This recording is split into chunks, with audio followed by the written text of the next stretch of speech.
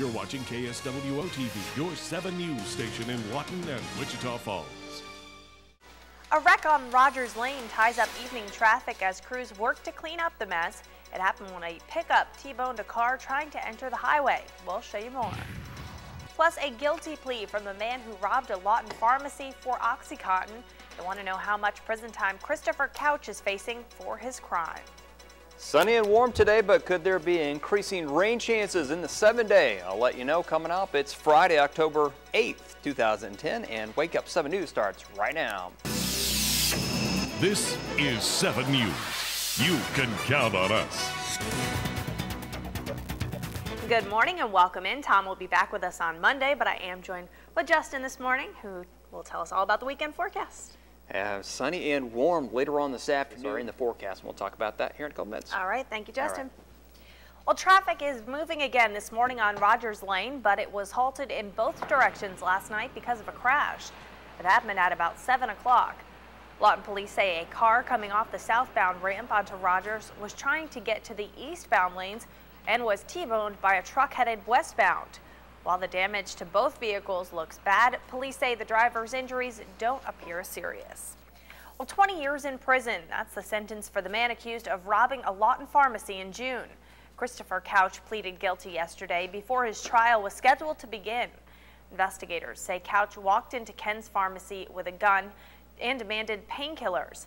At his hearing, one of his victims told the court he thought Couch was going to kill him during the heist. Well, in addition to jail time, the judge ordered Couch to submit to drug testing for 4 years after he's released. An update this morning on the Lawton boy sent to an Oklahoma City hospital after suffering from a bleeding brain and swollen eyes. We've learned the child's mother may face charges.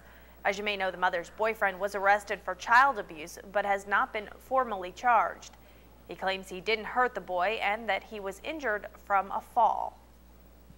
He says that the child fell off a bed and sustained the injuries. I believe he also said that he had some other type of medical problem, maybe a seizure or something, that caused him to fall. The mother says she was at work when the injuries happened Sunday. She says she noticed his eye was bruised and had trouble walking. However, she didn't seek medical attention for her son until 2 days later. Police say if the evidence shows abuse did occur and the child's mother was aware of it, she could be charged. Well, tribal police continue their search for a man who ran from them during an arrest attempt near Cache. A Comanche Nation officer says he recognized the man pushing this go-kart near Gore Boulevard and Post Oak Road in Comanche County. When he called in for backup to help arrest Danny Pueblo Jr. on a drug warrant, the officer says Pueblo took off running into a field. Tribal police, sheriff's deputies, and OHP launched a manhunt for Pueblo, but they called it off about an hour later after they found no trace of him. He's looking at doing some time, and most people don't want to go into jail, so he's going to take his chances of running. Investigators believe Pueblo may be hiding out with friends now, but they say they will eventually catch him. Well, controversy in Oklahoma City as a Navy veteran is furious over what he considers disrespect for the American flag. A homeowner on the other side of town has repeatedly decided to fly the American flag upside down. Unable to get the homeowner's attention, Bednarik actually reached over the home's fence and turned the flag right side up. The next day, the flag once again found itself inverted.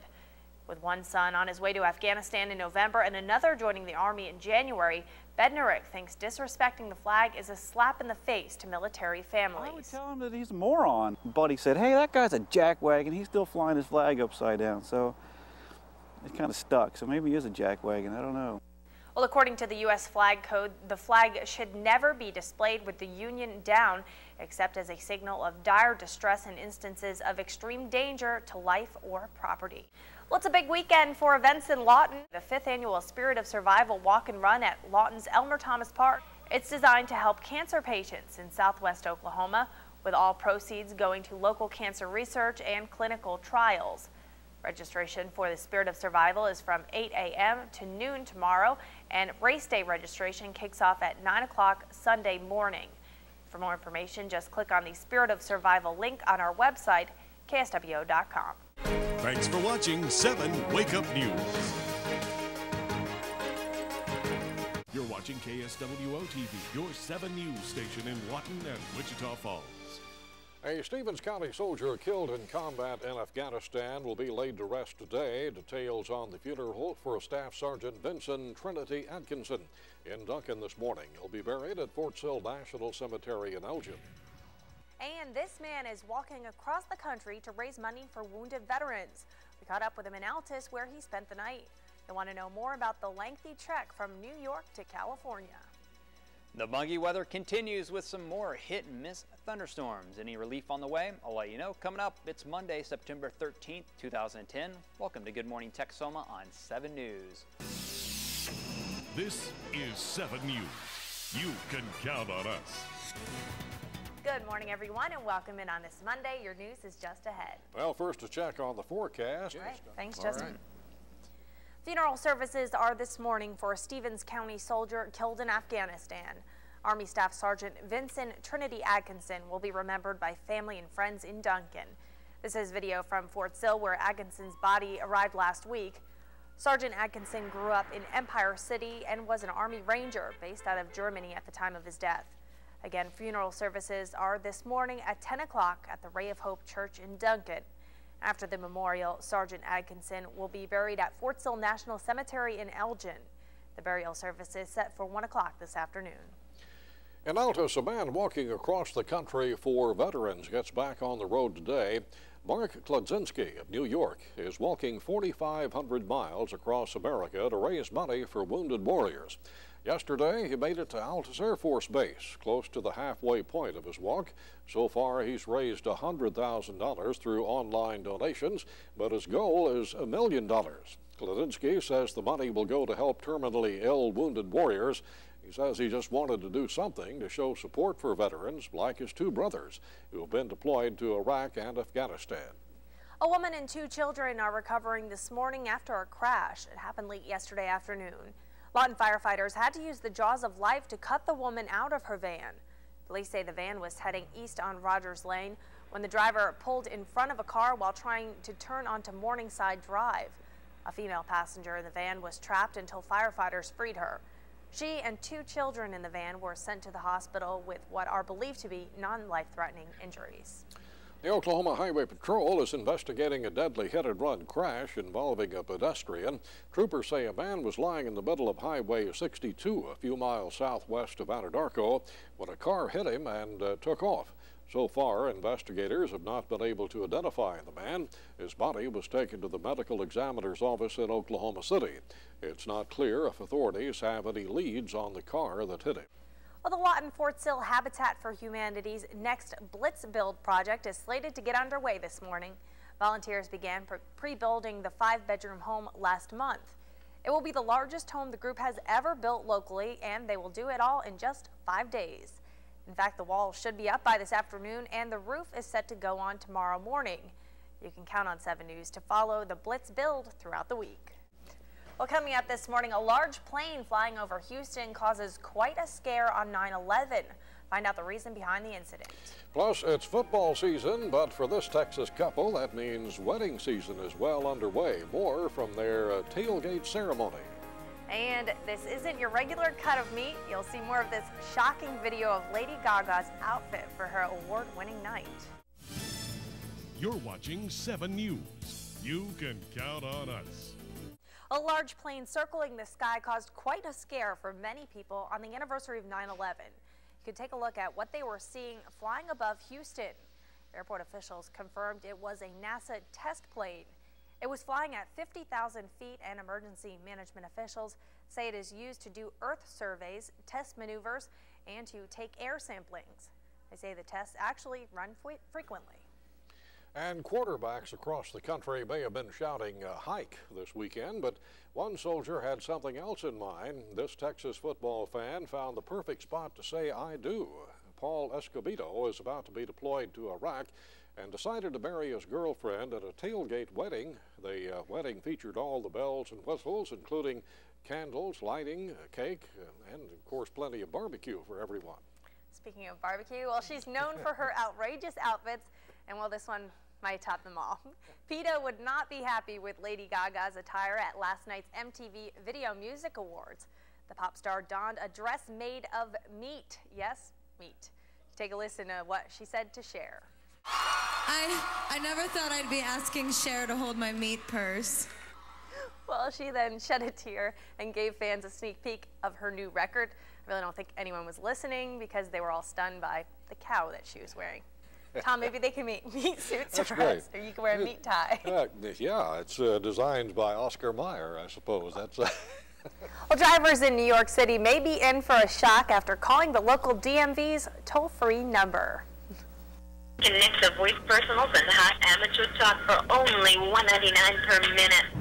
Oh, that does not sound like DMV to me. Well, the DMV's old number is now a sex hotline called Intimate Encounters. The DMV says the number was eliminated nearly 18 months ago, but some manuals still contain the naughty number. DMV officials say they're printing new manuals, but it will be a while before they're circulated. And maybe not, who knows. In Michigan, the force was strong in one convenience store robbery caught on tape. Police are seeking this man who wore a plastic Darth Vader mask. Maybe he thought nobody would notice. Before pulling a butcher knife on a store clerk, the man made the mistake of putting the mask in clear sight in the camera before holding up the store for cash. Police are still looking for the suspect. At least he did it in costume. Close to Halloween. Maybe that had something to do with it. Well, maybe so. I don't know. This is 7 News. You can count on us. Good morning, Texoma. Welcome in on this post-election day, Wednesday. Well, the results are in this morning, and Mary Fallin will be Oklahoma's first female governor. Fallin has been a U.S. Congresswoman since 2006 and will now head the state. Fallin defeated Lieutenant Governor Jerry Askins with 60% of the vote to 40%. Here's what she had to say after the race. Well, I just feel humbled, very honored to have the opportunity to be able to serve. But I think, and it's a great thing for women, and I hope it's a great role model for young girls and even young men today, that you can be the first, you can make a difference. But I also think it boils down to leadership.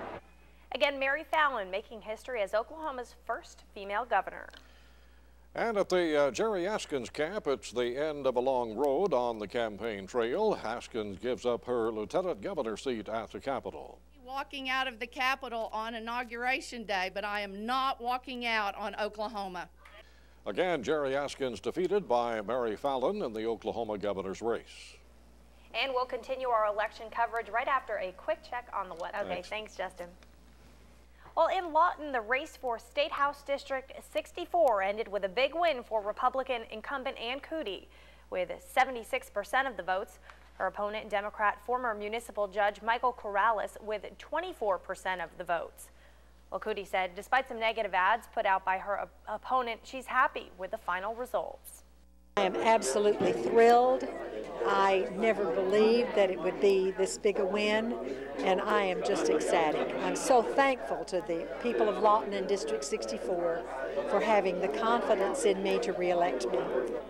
Again, Cootie defeated Corrales. She has represented District 64 since 2004. County Commissioners' seats up for grabs in Comanche County. District 1 representing the eastern area between incumbent Gail Turner and John Bordelon.